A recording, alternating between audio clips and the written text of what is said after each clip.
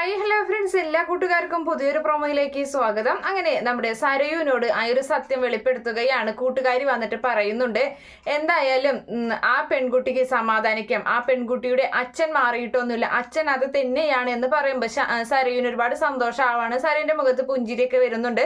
ഉടനടി അടുത്തൊരു കാര്യം പറയാണ്, പക്ഷേ അവളുടെ അമ്മ അത് സ്വന്തം അമ്മയല്ല എന്നും കൂടി പറയുമ്പോൾ സരയു ആകെ ഞെട്ടിത്തെറിച്ച് നിൽക്കുകയാണ്. എന്തായാലും വീട്ടിലേക്ക് വന്ന് കയറിയ ഉടനെ ചാരിയോട് തർക്കിക്കൊക്കെ ചെയ്യുന്നുണ്ട്. ചാരിയോട് പറയുന്നുണ്ട്, എനിക്ക് ഈ ലോകത്ത് ഏറ്റവും കൂടുതൽ ഇപ്പൊ വിശ്വാസം ഇല്ലാത്തത് നിങ്ങളെ, എൻ്റെ അച്ഛൻ അമ്മയെന്ന് പറയുന്നത് നിങ്ങളെയാണെന്നൊക്കെ പറഞ്ഞ് അങ്ങനെ അവൾക്ക് വല്ലാത്തൊരു ബുദ്ധിമുട്ടും കാര്യങ്ങളും വിഷമങ്ങളൊക്കെ ഉണ്ട്. അപ്പൊ ചാരി ചോദിക്കുന്നുണ്ട്, എന്താ മോൾക്ക് എന്താ വിഷമം എന്നൊക്കെ ചോദിക്കുമ്പോൾ എൻ്റെ വിഷമം നിങ്ങളോട് പറഞ്ഞാൽ നിങ്ങൾ മാറ്റി തരുമോ എന്നൊക്കെ ചോദിച്ചിട്ട് ചാരിയോട് തട്ടി കയറൊക്കെ ചെയ്യുന്നുണ്ട്.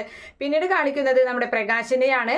അങ്ങനെ പ്രകാശിനെ ജാമ്യത്തിൽ എടുക്കാൻ വേണ്ടിയിട്ട് കാർത്തിക പോലീസ് സ്റ്റേഷനിൽ എത്തുകയാണ്. അങ്ങനെ DYSPയോട് പറയുന്നുണ്ട്, എൻ്റെ അമ്മയെയും എന്നെയൊക്കെ ഒരുപാട് ഉപദ്രവിച്ച് ദ്രോഹിച്ചിട്ടുള്ള ഒരാളാണ് അയാളെ.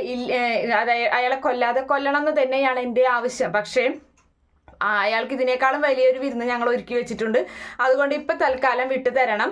പിന്നെ തന്നെയല്ല, ഞങ്ങളെ മാത്രമല്ല അടുത്തൊരു കല്യാണം കഴിച്ച് ദീപ എന്ന് പറയുന്ന ഒരു അമ്മയെ, ആ അമ്മയെയും അവർക്കുണ്ടായ പെൺമക്കളെയും അയാൾ ഒരുപാട് ദ്രോഹിച്ചിട്ടുണ്ടെന്നൊക്കെയുള്ള കാര്യങ്ങളൊക്കെ പറയുന്നുണ്ട്.